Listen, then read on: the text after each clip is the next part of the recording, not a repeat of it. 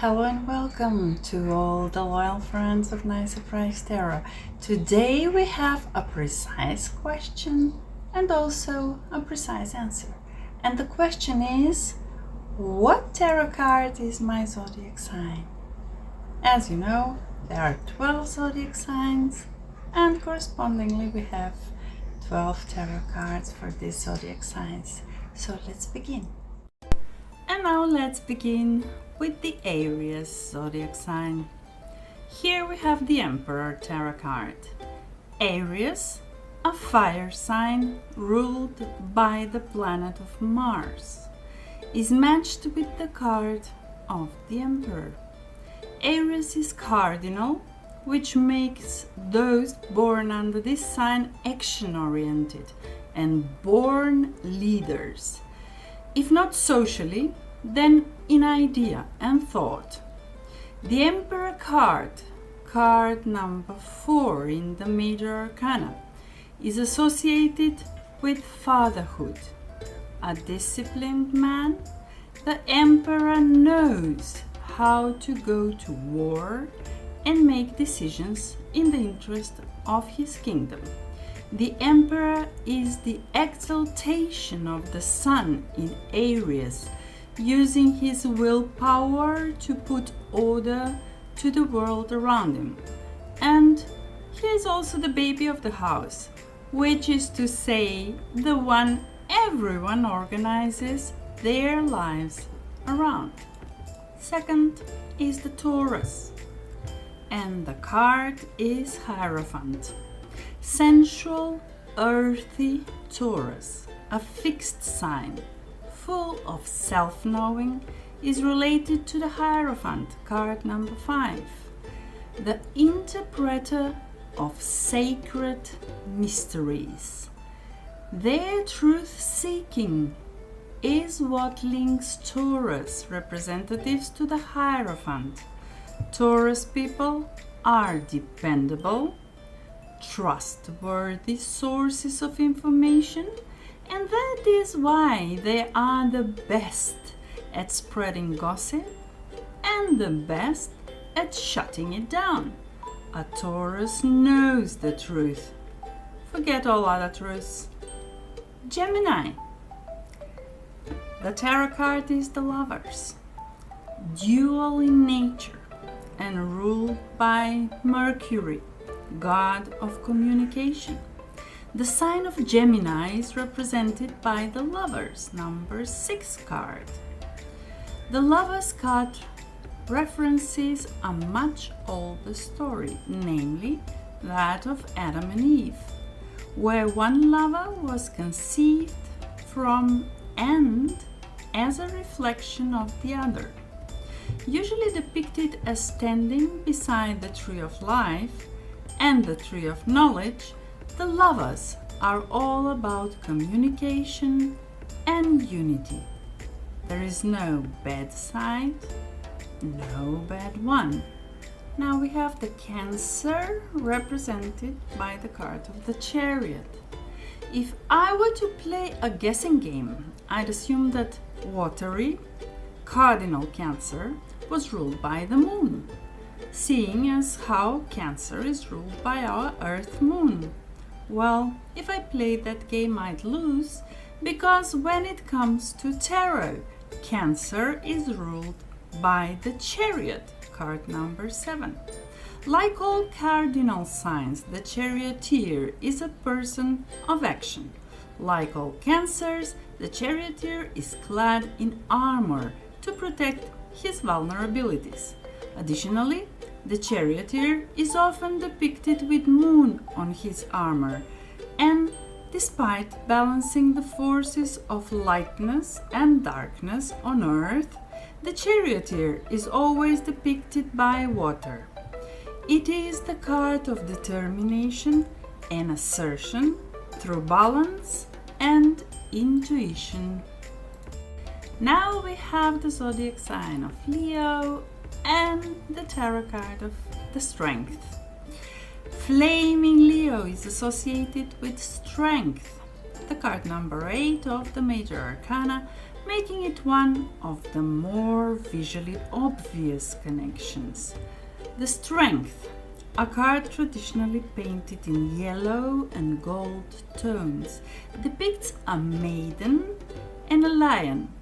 My favorite Strength card depicts the two in a kind of embrace. The embrace speaks of both the maiden's fearlessness and the lion's generosity, the classic virtues of a Leo. When the Strength card appears, one knows they have within them and around them a leonine influence, self-assured and courageous in all activities. And now we have the Virgo, represented by the tarot card of the Hermit. Virgo's corresponding tarot card isn't as obvious as that of Leo or even Gemini. While Virgo translates to Virgin and is considered a feminine card, the Hermit, number 9 in the Tarot Major Arcana, is depicted as a lone elderly man who carries a lantern in the dark. But Virgo is ruled by Mercury, god of information, and so it is valuable to consider one possible etymological root of Virgo, Virga, a young shoot, and to think of this root as the root of wisdom, which Virgo seeks. In seeking Virgo, who is mutable, meaning heavily subject to influence and surrounding energies, must retreat. The Hermit card will ask you to step away so that we might reflect more keenly. It is a card that will ask you to observe your inner self and foster it with great care. Here we have the Libra and the Justice card number 11 of the Major Arcana is the card associated with Libra, and for obvious reasons. The scales in the left hand of the Justice and the sword belonging to the element of air and mind in her right hand are both aspects of Libra. Yes, Libra is well known for her commitment to what is fair and right, often involved in a long journey toward a mythical state of impartiality.